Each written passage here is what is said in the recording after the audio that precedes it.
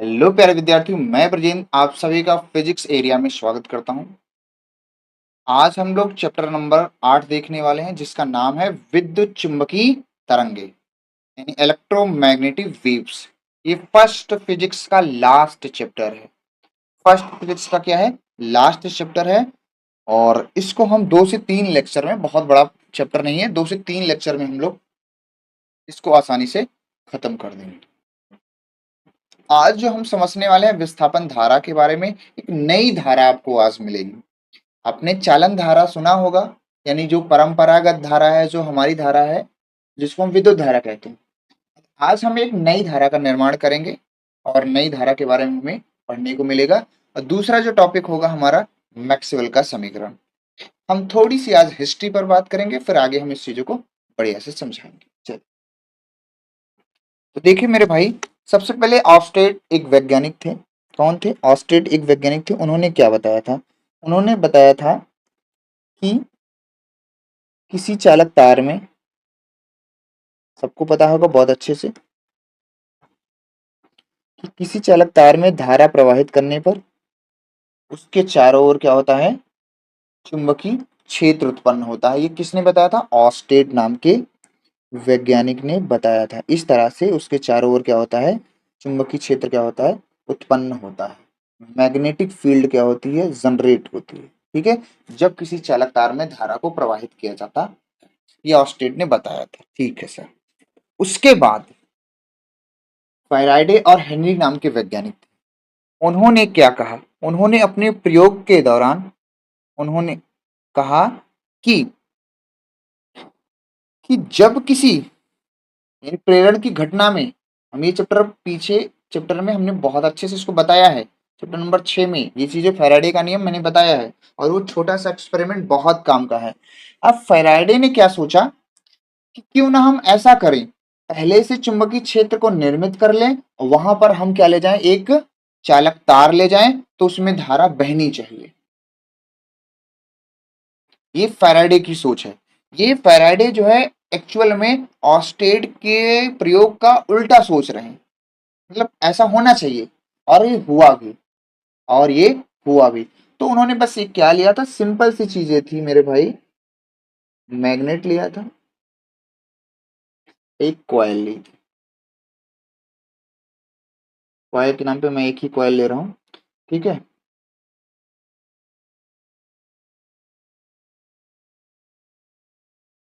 अब यहां से जैसे चुंबक को उन्होंने क्या किया? कॉइल के अंदर प्रवेश कराया, चालक तार के अंदर प्रवेश कराया। तो उन्होंने देखा इसमें क्या है। जैसे प्रवेश कराया तो उसमें उन्होंने देखा, जो इन्होंने गैल्वेनोमीटर लगाया था एक, तो उसमें क्या हुआ? विक्षेप उत्पन्न हुआ, जिससे इन्होंने बताया कि इसमें एक क्या हो रही है? धारा उत्पन्न हो रही है। तो चुंबकीय बल रेखाएं जो है वो आपको कुछ इस तरह से निकलती हुई दिखाई देती हैं। चुंबकीय फ्लक्स में क्या होता है? उन्होंने बताया परिवर्तन होता है। जिसके चुंबकीय फ्लक्स में क्या होता है? परिवर्तन होता है, जिसके कारण चुंबकीय फ्लक्स में क्या होता है? परिवर्तन होता है, जिसके कारण प्रेरित विद्युत वाहक बल उत्पन्न हो जाता है। क्या होता है? प्रेरित विद्युत वाहक बल उत्पन्न हो जाता है, जिसकी वजह से एक धारा बहती है, जिसको हम लोग बोलते हैं प्रेरित धारा कहते हैं। ठीक है, उन्होंने कहा, ऐसा कहा। ठीक, ये किसने कहा? फैराडे ने। फिर से सुन लीजिएगा क्या कहा उन्होंने। उन्होंने सिर्फ इतनी सी बात कही कि यदि किसी चालक को परिवर्तित चुंबकीय क्षेत्र में रखा जाएगा, मतलब चुंबकीय क्षेत्र आपको बदलता रहे, फ्लक्स में परिवर्तन हो रहा है, मतलब चुंबकीय क्षेत्र में परिवर्तन हो रहा है। ठीक है, और चुंबकीय क्षेत्र में परिवर्तन क्यों होगा? फ्लक्स में परिवर्तन क्यों होगा? तो उन्होंने बताया था, कुंडली और चुंबक के बीच सापेक्षिक गति के कारण ऐसा होता। ये मैंने बताया है। तो उन्होंने कहा यदि किसी चालक को, है ना, परिवर्तित चुंबकीय क्षेत्र में रखा जाएगा, तो उसमें एक प्रेरित धारा बहने लगेगी, अर्थात उसमें चुंबकीय क्षेत्र भी क्या हो जाएगा? उत्पन्न हो जाएगा। मतलब चुंबकीय क्षेत्र उत्पन्न हुआ ही है, अर्थात उसमें विद्युत क्षेत्र भी क्या हो जाता है? उत्पन्न हो जाता है। ये फैराडे ने कहा। फिर एक वैज्ञानिक थे जिनका नाम है मैक्सवेल। उन्होंने क्या किया? एक संधारित्र लिया। क्या किया? एक संधारित्र लिया। क्या लिया? संधारित्र। संधारित्र की दोनों प्लेटों को क्या किया? एक बैटरी से जोड़ दिया, और यहां पर इन्होंने लगा दिया कुंजी। अब जैसे ही उन्होंने क्या किया? बैटरी को क्या किया? ऑन यानी कुंजी ऑन की, ये है अपनी क्या है की, कुंजी ऑन किया तो यहां से उन्होंने कहा कि जो धारा प्रवाहित हो रही है उसको उन्होंने बोला चालन धारा। चालन धारा का मतलब होता है कि जो इलेक्ट्रॉन के प्रवाह के कारण जो धारा उत्पन्न होती है उसको उन्होंने बोला चालन धारा, यानी आईसी का मतलब है कंडंसन धारा है। ठीक है, तो ये धारा आ गई। अब उन्होंने कहा ये प्लेट पर आई धारा इतना, तो इस पर पॉजिटिव चार्ज हो जाएगा और इस प्लेट पर नेगेटिव चार्ज। तो यहां से धारा उन्होंने कहा जितनी धारा इस प्लेट पर पॉजिटिव प्लेट पर आई उतनी ही धारा जो है नेगेटिव प्लेट से उतनी ही धारा क्या हो गई, निकल गई। अब यहाँ पे सोचने वाली बात यह है कि सर बीच में तो मुक्त आकाश है, आप कैसे समझ गए कि आईसी धारा आपने धन प्लेट को दिया और ऋण से आईसी धारा निकल गई, बीच में कहां धारा दिख रही है, मुक्त आकाश में धारा। तो ये चीजें ना वो इमेजिन कर रहे हैं, कौन, मैक्सवेल, इमेजिनरी चीजें जब सोच के बता रहे हैं। अब उन्होंने कहा कि इसमें एक धारा बहेगी, अब वो कैसे बहेगी वो चीजें हम लोग देखेंगे। और यहां से अगर बीच में कोई धारा नहीं बह रही है तो यहां से दो नियम आपका कट जाता है। एक तो देखो पहला नियम जो है किरचॉफ का प्रथम नियम, जिसको हम लोग बोलते हैं केसीएल लॉ, ये कट जाएगा। कैसे, किरचॉफ का प्रथम नियम क्या है कि संधि की ओर आने वाली धारा तथा संधि से जाने वाली धारा, आपस में धाराएं क्या होती हैं, बराबर होती हैं। तो आप ध्यान से देखो, ये जो आईसी धारा है धन प्लेट पर आ रही है लेकिन धन प्लेट से निकलती हुई दिख नहीं रही। आ तो रही है, जितनी धारा धन प्लेट पर आ रही है, क्या धन प्लेट से उतनी धारा यहां पे निकलती हुई दिखाई दे रही है, नहीं दिखाई दे रही है। सेम इसी प्रकार से जितनी जो है देखो ऋण प्लेट पर जितनी धारा जा रही है, भाई ऋण प्लेट से जाने वाली धारा तो आईसी है, वो धारा जा रही है, लेकिन हमें ऋण प्लेट की ओर आने वाली धारा पता ही नहीं है। तो आने वाली धारा और जाने वाली धारा दोनों में बराबर नहीं हो रही है, तो इसलिए कहते हैं किरचॉफ का जो पहला नियम है कट गया, मतलब यहाँ पे लागू नहीं होता। किरचॉफ का जो पहला नियम है लागू नहीं होता है। भैया अब देखो ये हुआ, ठीक है सर। फिर उन्होंने कहा एम्पियर का परिपथीय नियम आपको पता है कि क्या होता है, close integral B dot d l यानी रेखीय समाकलन, और किसी बंद पृष्ठ में बहने वाली धारा यानी आई इन जिसको कहते हैं, वो म्यू नॉट का एन गुना होती है। ठीक है सर, अब ये सर बताओ कि ये कैसे काम नहीं कर रहा है। देखिए आप समझिएगा ये कैसे काम नहीं कर रहा है कि एम्पेयर का परिपथीय नियम भी यहां काम नहीं करेगा। तो देखो यहां पे इन्होंने क्या किया मेरे भाई, यहां पर क्या किया, एक पृष्ठ ले ली इस तरह से, इन्होंने क्या किया, एक पृष्ठ यहाँ पे ले लिया और इसमें जो धारा प्रवाहित हो रही है इसको बोला प्रथम पृष्ठ है, यानी फर्स्ट पृष्ठ है। ये पृष्ठ कंपनी है फर्स्ट, ये फर्स्ट पृष्ठ है। ठीक है, पहली पृष्ठ है, पहले पृष्ठ है। अब आप देखो इसमें तो धारा आईसी है ना, इसमें तो धारा आईसी है, तो भाई अगर ये बंद पृष्ठ है तो बंद पृष्ठ के अंदर वाली धारा ही आपकी आई इन होती है, तो ये आई इन कह सकते हैं। अब यहाँ पे चुंबकीय क्षेत्र अपना जीरो नहीं है, क्योंकि चालक तार में जैसे ही धारा प्रवाहित करो उसके चारों ओर चुंबकीय क्षेत्र उत्पन्न हो रहा है। वो चुंबकीय क्षेत्र तो इतना है, यहाँ पे तो चुंबकीय क्षेत्र इतना है मेरे भाई, B dot DL mu naught I इतना तो है। आई के स्थान पे हम आईसी लिख सकते हैं, बंद पृष्ठ के अंदर वाली धारा है। ठीक है सर, लेकिन जब एक पृष्ठ को दूसरी पृष्ठ को यहां कल्पना किया गया, जब दूसरी पृष्ठ को यहां कल्पना किया गया, अब यहां पे तो कोई धारा है ही नहीं, अब धारा का मान यहाँ पे जीरो है मेरे भाई, यहाँ पे क्या है, धारा का मान क्या है, जीरो है। इसका मतलब सर यहाँ पे धारा का मान जीरो है, मतलब म्यू नॉट आई जीरो हो गया, यानी बी डॉट डीएल भी तुम्हारा क्या होगा, चुंबकीय क्षेत्र भी यहाँ पे तुम्हारा क्या हो गया, जीरो हो गया। अब आप देखो कि एक बंद पृष्ठ है जो प्लेट के बाहर है, उस पर चुंबकीय क्षेत्र जीरो नहीं है, जबकि प्लेट के अंदर उस पर चुंबकीय क्षेत्र क्या हो रहा है, जीरो हो रहा है। तो एक क्या हुआ, विरोधाभास उत्पन्न हो गया कि भाई ऐसा क्यों हो रहा है।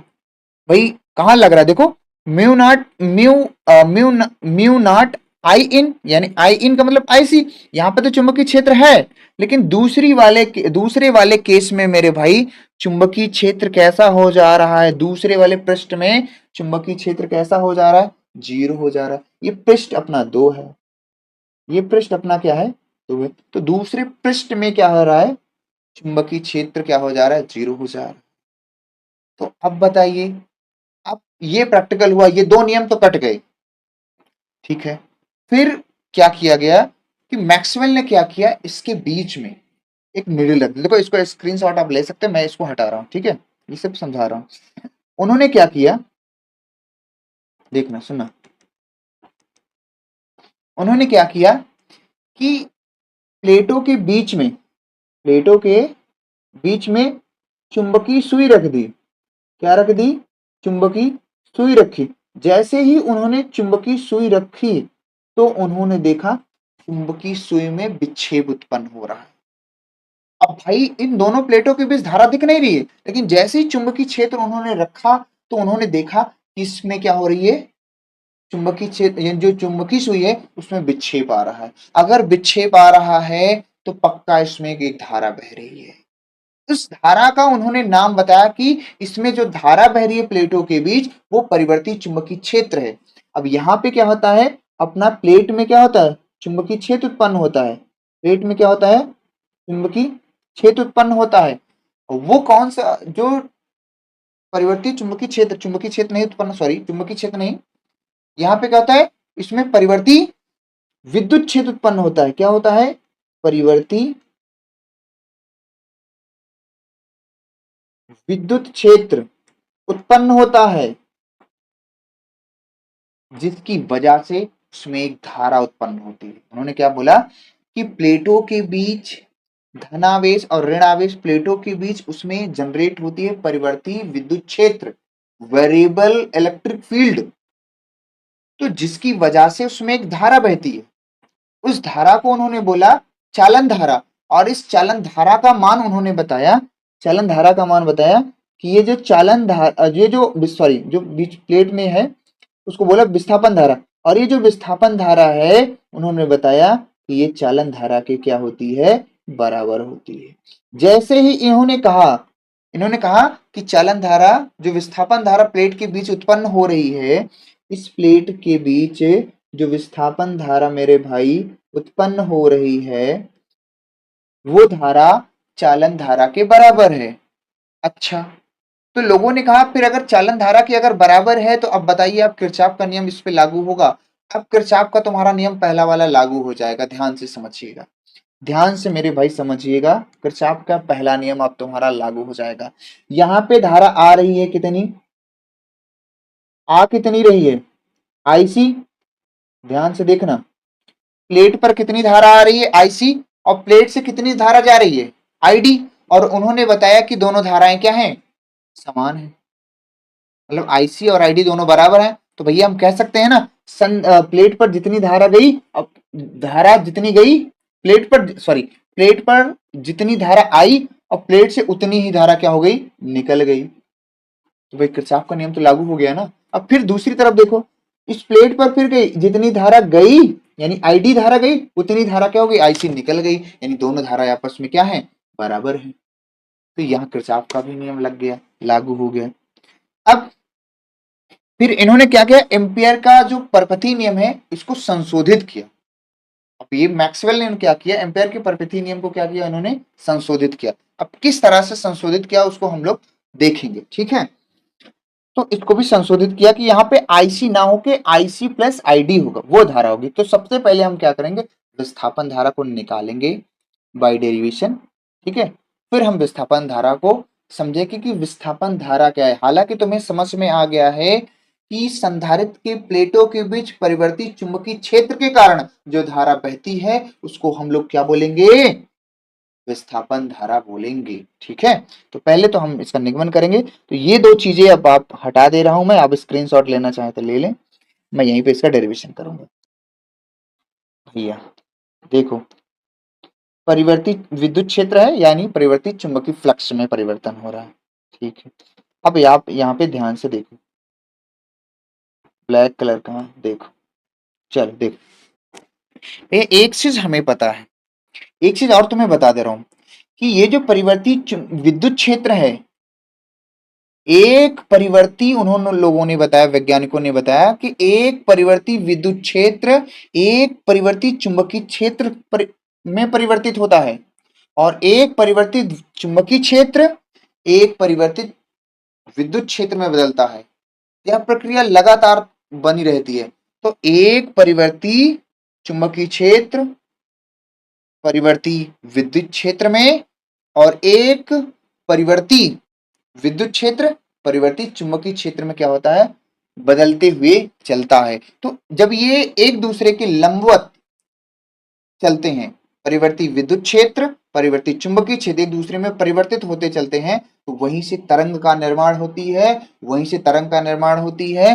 तो वहीं पर से हम लोग क्या पढ़ते हैं, विद्युत चुंबकीय तरंग का निर्माण होता है। यहीं से विद्युत चुंबकीय तरंगों का क्या होता है, निर्माण होता है। उसको हम लोग क्या करेंगे, आगे पढ़ेंगे। ठीक है सर। अब यहां पे तुम समझो मेरे भाई, वेरिएबल इलेक्ट्रिक, जैसे देखो जैसे जैसे इलेक्ट्रिक फील्ड बढ़ता है वैसे वैसे मैग्नेटिक फील्ड भी क्या होगा, आपका बढ़ता जाएगा। क्लियर। अब देखो यहाँ पे आप ध्यान से देखो कि हम बहुत ही सिंपल तरीके से इसका डेरिवेशन कर सकते हैं। इसका डेरिवेशन करने का तीन चार तरीका मेरे पास है, बहुत ही सिंपल वाला बताता हूँ। देखो, हम लगाते हैं बाई गॉस थ्योरम लगा देते हैं। गॉस की प्रमेय से हम दोनों प्लेटों को यूज करके भी लगा सकते हैं। गॉस की प्रमेय क्या होती है, सबको पता है मेरे भाई, फाई बराबर क्या होता है, ये फाई ई बराबर क्या होता है, क्यों बाई एप्सिलॉन नॉट। यहां से अगर हम क्रॉस मल्टीप्लाई करेंगे तो क्यों बराबर क्या हो जाएगा, एप्सिलॉन नॉट फाई डीई। अब फ्लक्स में परिवर्तन हो रहा, मतलब परिवर्तित चुंबकीय क्षेत्र है। तो यहां पे क्या करते हैं, टी के सापेक्ष सापेक्ष अवकलन कर देंगे। अवकलन करने पर भाई कोई चीज बदल रही है तो किसके सापेक्ष बदलेगी, समय के सापेक्ष अवकलन करने पर। तो यहां से ये हो जाएगा डी क्यू अपान क्या हो जाएगा, डी टी। और मेरे भाई यहाँ पे एप्सिलॉन नॉट आपका कांस्टेंट है, तो ये हो जाएगा डी फाई ई बटे डी टी। और ये डी क्यू अपान डी टी क्या है, धारा है, लेकिन प्लेटों के बीच वाली धारा को क्या बोला गया है, विस्थापन धारा। तो यहाँ से हम लोग यहीं पे कर लेते हैं, ठीक है इसको। तो ये डी क्यू अपान डी टी को हम लोग बोलते हैं विस्थापन धारा, आई डी। विस्थापन धारा क्या होगा, आई डी होगी। और ये आई डी बराबर होता है epsilon naught D phi E, ये मतलब कि विद्युत क्षेत्र के लिए है। ये हो गई हमारी क्या है, धारा। ये हमारी क्या हो गई, धारा। ये हमारी क्या होगी, विस्थापन धारा। विस्थापन धारा का एक सूत्र है। अरे यार टेक्निकल इशू वाले क्या होता है। ये होगी हमारी विस्थापन धारा। हम इसको इस प्रकार भी लिख सकते हैं, हम इसको क्या करते हैं, इस प्रकार भी लिख सकते हैं। इस प्रकार सर, इस प्रकार देखो कि आईडी जो हमारी धारा है, ए एप्सिलॉन नॉट तो ठीक है, डी फाई है, फाई को हम लिख सकते हैं ई इंटू ए, यानी विद्युत क्षेत्र और ए, क्योंकि हम विद्युत क्षेत्र के रूप में भी बताना है हमें इसको। ये हो जाएगा डी टी। यहाँ पे प्लेट जो है ना, वो प्लेट का जो क्षेत्रफल है वो क्या होगा, तो ये नियत है। दोनों प्लेट का क्षेत्रफल क्या है, नियत है। ये नियत होने के कारण इसको हम बाहर कर लेंगे, तो ए एप्सिलॉन नॉट ये हो जाएगा डीई बटे डी टी। इसको थोड़ा सा हम नीचे करते हैं, जगह बना देते हैं। तो ये हो जाएगी हमारी क्या होगी, आई टी। ये हो जाएगी हमारी क्या है, ओहो कैसे कैसे लोग हैं।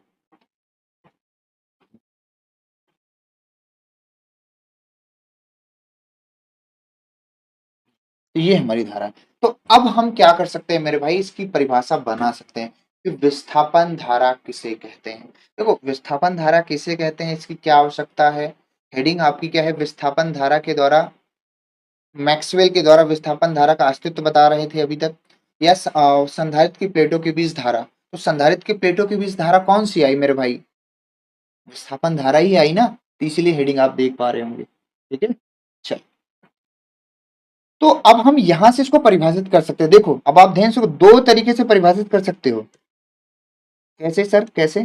कि संधारित्र के प्लेटों के बीच, संधारित्र के प्लेटों के बीच परिवर्ती विद्युत क्षेत्र के कारण बहने वाली धारा को क्या बोलते हैं? विस्थापन धारा। या संधारित्र के प्लेटों के बीच परिवर्ती चुंबकीय फ्लक्स के कारण बहने वाली धारा को क्या बोलेंगे? विस्थापन धारा। तो दोनों तरीके से आप लिख सकते हो, दो के दोनों सही है मेरे भाई, दो के दोनों सही है। आइए हम डेफिनेशन इधर लिख लेते हैं। आगे ये क्या है, चलिए डेफिनेशन पहले से लिखी है तो अपन ज्यादा वो नहीं करते हैं, मैंने लिख रखा है कि मुक्त आकाश, मुक्त आकाश का मेरे मतलब मेरे भाई है, मुक्त आकाश का मतलब ये है कि दोनों प्लेटों के बीच में जो खाली स्थान, ठीक है, मुक्त आकाश या संधारित्र की प्लेटों के बीच, संधारित्र की प्लेटों के बीच, थोड़ा सा इसको मैं और बना देता हूं, संधारित्र के प्लेटों के बीच विद्युत फ्लक्स, विद्युत फ्लक्स या विद्युत क्षेत्र में परिवर्तन से उत्पन्न धारा को हम लोग क्या बोलते हैं? विस्थापन धारा कहते हैं। इसको हम लोग बोलते हैं, क्या बोलते हैं? आई से लिखेंगे, यानी इसको हम विस्थापन धारा बोलेंगे। इसको किससे लिखते हैं? आईडी से, सॉरी आईडी से।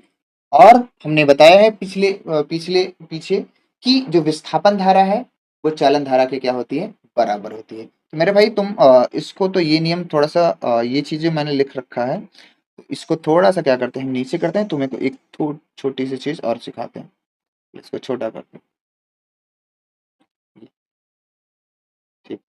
तो यहाँ पे हाँ जो है, जो अपने विस्थापन धारा का सूत्र है मेरे भाई, ये है, क्या है कि आईडी बराबर क्या होता है? दो तरीके से लिखा जाता है सर, आपने एक तो ऐसे बताया था, डी फाई ई बटे डी टी, ये सही है। और इसके बराबर भी आपने क्या बताया था? चलो, इसके बराबर क्या बताया था आपने? A epsilon naught D E upon D T, दोनों सही है। क्या है? दोनों सही है। ये तुम्हारी क्या है? आईडी। ये तुम्हारी क्या है? आईडी। तो आईडी को दो तरीके से परिभाषित हम कर सकते हैं, तो देखो हमारा दोनों तरीका लिखा है, ठीक है, कोई आपको दिक्कत होने वाली नहीं है, ठीक है, ठीक। ये हो गया, पीछे हमने यही निकाला। अब मैक्सवेल ने क्या किया, जो एम्पियर का परिपथीय नियम है, मैक्सवेल के नियम से या मैक्सवेल के द्वारा, है ना, मैक्सवेल के नियम से लिखो या मैक्सवेल के द्वारा, मैक्सवेल के द्वारा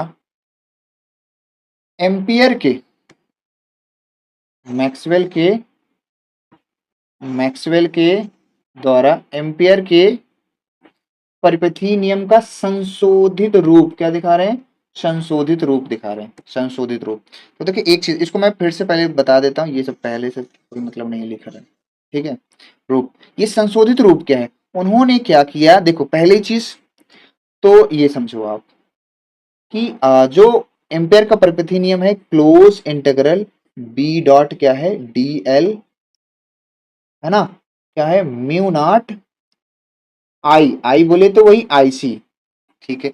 इतना उन्होंने बताया था, तो उन्होंने बोला कि ये थोड़ा से अधूरा है, क्योंकि वहां पे बताया गया था ना, प्लेट के बाहर चुंबकीय क्षेत्र निकल रहा था लेकिन प्लेट के अंदर चुंबकीय क्षेत्र नहीं निकल रहा था। तो उन्होंने संशोधित रूप में क्या किया, उन्होंने कहा कि बी डॉट जो डीएल है, ये एक नंबर में लिखने आता है, जो म्यू नॉट है ये तो ऐसे रहेगा।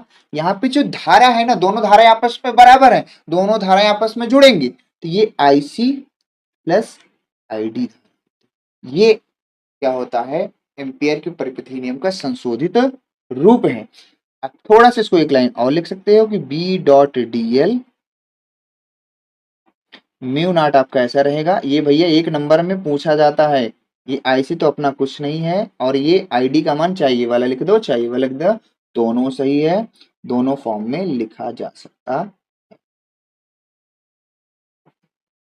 ये रहा एम्पियर के परिपथीय नियम का संशोधित रूप। मेरे भाई एम्पेयर के परिपथीय नियम का क्या है? संशोधित रूप है।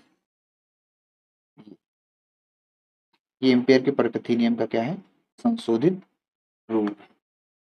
ठीक है, ये इन्होंने बताया। ये हमारा ये वाला टॉपिक अब हमारा क्या हुआ? खत्म हुआ। ठीक है, अब हम लोग पढ़ेंगे मैक्सवेल की समीकरणें। एक मैक्सवेल जो है ना वैज्ञानिक, चलो आइए पहले हेडिंग लगाते हैं, पहले हेडिंग वगैरह लगाते हैं। मैक्सवेल इक्वेशन इसको बोलते हैं। ओहो, मैक्सवेल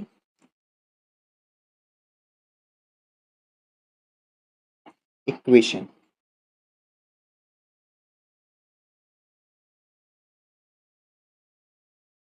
देखो मैक्सवेल इक्वेशन का मतलब मैक्सवेल की समीकरणें। ठीक है, आप हिंदी लिख सकते हैं, कोई दिक्कत वाली बात नहीं है। मैक्सवेल की समीकरण। मैक्सवेल ने क्या किया है? चार समीकरण दिया है। मतलब मैक्सवेल ने नहीं दिया है, चार समीकरण है मैक्सवेल के, लेकिन मैक्सवेल ने एक भी समीकरण नहीं दिया है। मैक्सवेल ने क्या किया है? एक भी समीकरण नहीं दिया है, लेकिन मैक्सवेल के चार समीकरण हैं। वो चारों समीकरण मेरे भाई आप पीछे पढ़ चुके हो, वो चारों समीकरण आप पीछे पढ़ चुके हो। वो चारों समीकरण उन्होंने कैसे बताए? विद्युत तथा चुंबकत्व से संबंधित उन्होंने चार समीकरण दिए हैं। लिख सकते हैं यहाँ पे, मैक्सवेल ने मैक्सवेल ने मैक्सवेल ने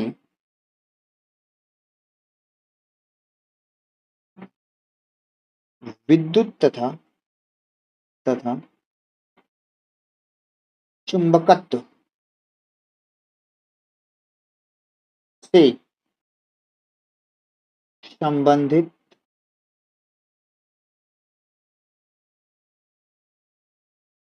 चार समीकरण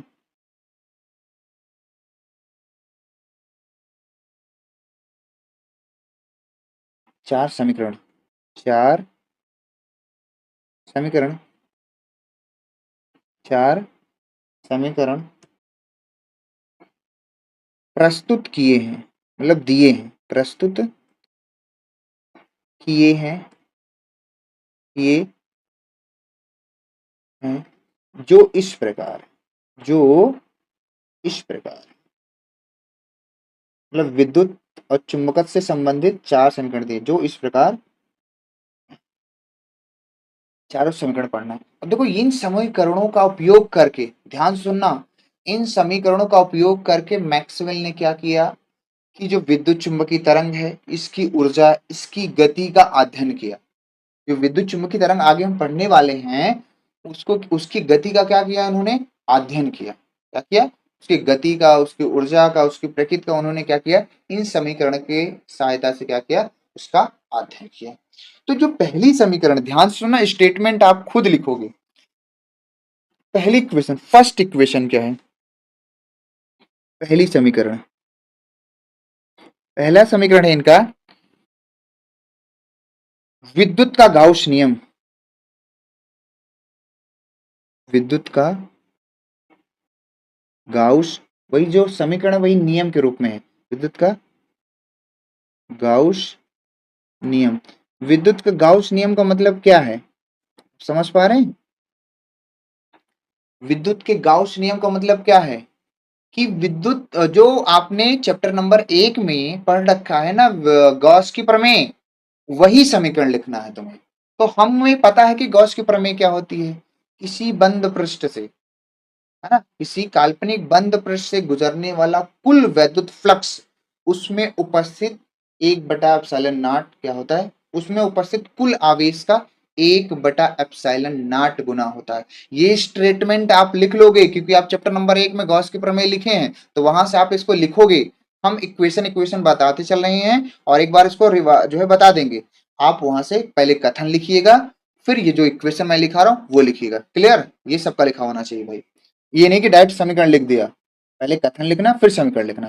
तो फिर से सुन लीजिए, किसी बंद काल्पनिक पृष्ठ से गुजरने वाला कुल वैद्युत फ्लक्स, उस बंद पृष्ठ के अंदर जो कुल वैद्युत फ्लक्स है उसमें उपस्थित है ना, कैसे बोलते हैं, उसमें उपस्थित आवेश का 1/ε0 होता है।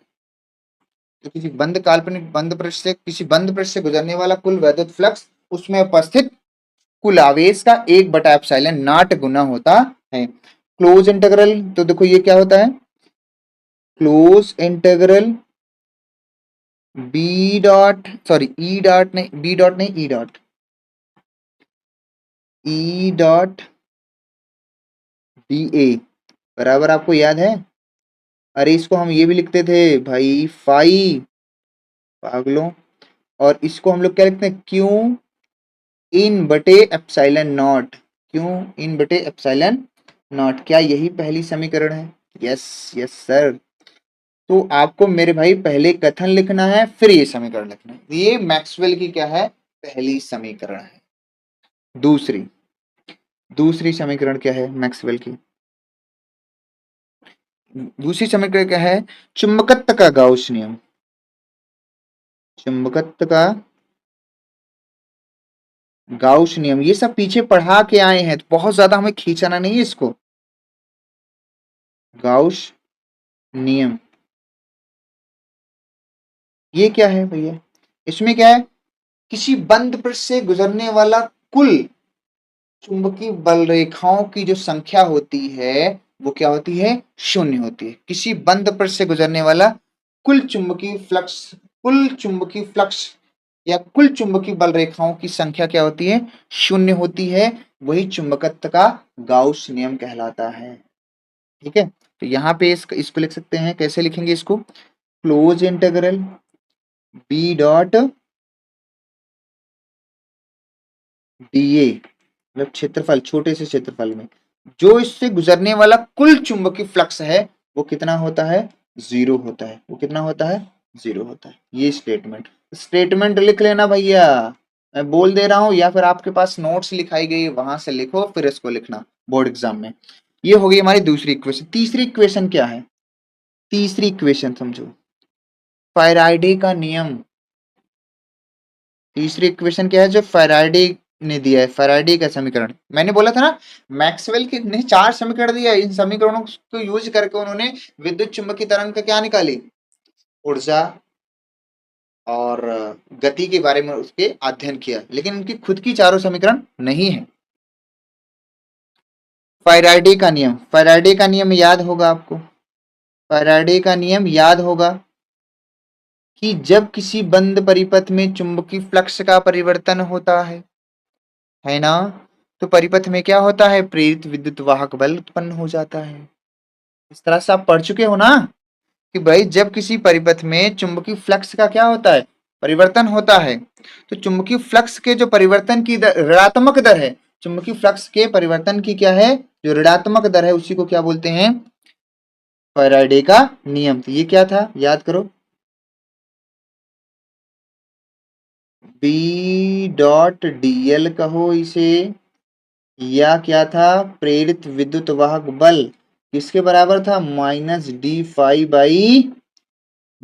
के। याद करो ना भैया, कि जब किसी कुंडली में चुंबकीय फ्लक्स का परिवर्तन होता है तो उसमें प्रेरित विद्युत वाहक बल उत्पन्न हो जाता है। इस प्रेरित विद्युत वाहक बल का मान जो है चुंबकीय फ्लक्स के परिवर्तन के ऋणात्मक दर के क्या होता है, बराबर होता है। इसको लिखाया है, तो पहले स्टेटमेंट लिखेंगे, फिर ये सूत्र लिखेंगे। ठीक है, ये दूसरी समीकरण।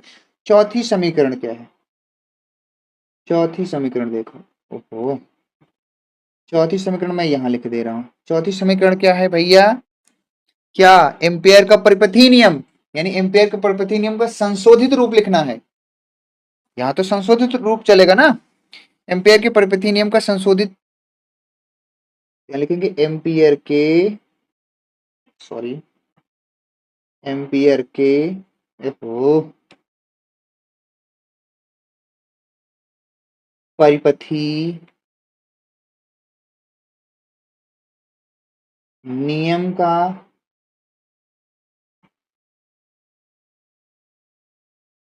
नियम का संशोधित रूप, ये संशोधित नियम, संशोधित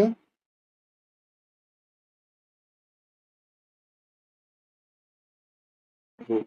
यानी जो आपका क्या है, एम्पेयर का परिपथी नियम है, ये वही चीज है, बस उन्होंने क्या किया, उसमें बोला कि जो आई इन है उसमें एक धारा और होती है, बस। वो क्या है अपना, अभी अभी हमने लोगों ने लिखा था,